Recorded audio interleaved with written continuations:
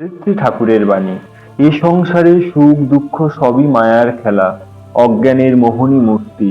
জীব আপনা ভুলিয়া এই মায়ার খেলায় মুগ্ধ হইয়া কখনো হাসিতেছে, কখনো কাঁদিতেছে, তবু জীবের চৈতন্য হইতেছে না।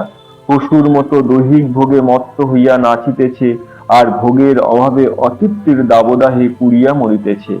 তথাপি সুখ সুখ করিয়া চারিদিকে ছুটিতেছে। বিকারে রোগীর কখনোই জল খাইয়া তৃপ্ত হয় না, সে অহরহ জল জল করে। সাংসারিক নরনারীরও এদ্রূপ অবস্থা। শ্রী ঠাকুর। ভগবান যাহাকে যে বোঝা চাপাইয়া পাঠিয়েছেন, তাহাকে তাহা বহিতেই হইবে। পরে কি হইবে তা ভাবিবার অবসর কই। কেবল বর্তমান, ভূত ভবিষ্যৎ নাই, কেবল অন্ধকার। সম্মুখে যাহা পাও করিয়া যাও, সম্মুখে যাহা দেখো আমার ভাবো। যে মরে তাহাকে মরিতে দাও, যে থাকে তাহাকে বুকে জড়াইয়া রাখো। মায়ার সংসার এইরূপ, সুখ দুঃখ নিত্য সঙ্গী। শ্রী ঠাকুর। যে তোমাকে যতই ভিন্ন মনে করুক, তুমি কাহাকেও পর মনে করিও না। মনে মনে জানিও, ভগবানের প্রত্যেক জীব, পাপী পুণ্যবান ধনী দরিদ্র, সকলেই তোমার আপন। কারণ আমরা যে ভগবানের, সুতরাং সকলের মঙ্গল হোক, ভিন্ন কাহারও অনিষ্ট চিন্তা করিও না। শ্রী ঠাকুর। যখন যে অবস্থায় থাকো, অন্তর লক্ষ্য করিয়া নাম ধরিয়া পড়িয়া থাকো। বাহিরের জন্য ব্যাকুল থাকিলে মন অন্তর্মুখী হইবে কেন? আত্মার স্বরূপ বিকাশ হইবে কেন? বাহিরের মায়া তো মোহমদিরা, আর অন্তরের শান্তির তরঙ্গ লীলা। ভেতরে ডোবো, বাহিরে আর ভাসিতে সাধ কেন?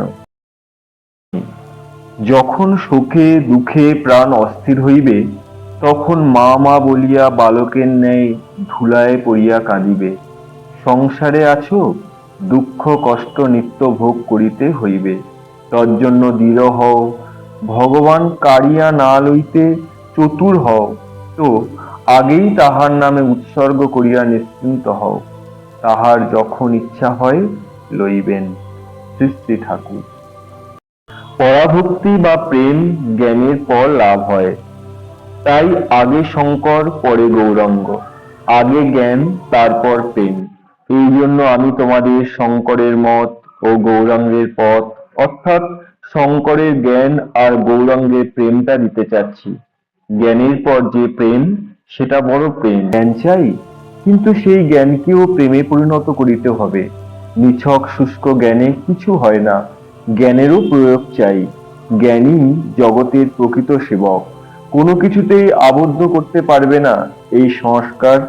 এই বল প্রাণে আছে বলেই জ্ঞানী অকুণ্ঠিত চিত্তে সকলের সেবা করে যেতে পারেন। তোমরা জ্ঞান লাভ করেছ বুঝবো তখনই, যখন তোমরা অপরের দুঃখ দৈন্যে বিচলিত না হয়ে থাকতে পারবে না। শঙ্করের জ্ঞান বলতে আমি পুঁথিগত জ্ঞান বুঝি না।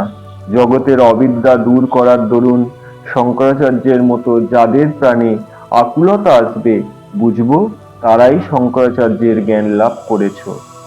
শ্রী ঠাকুর।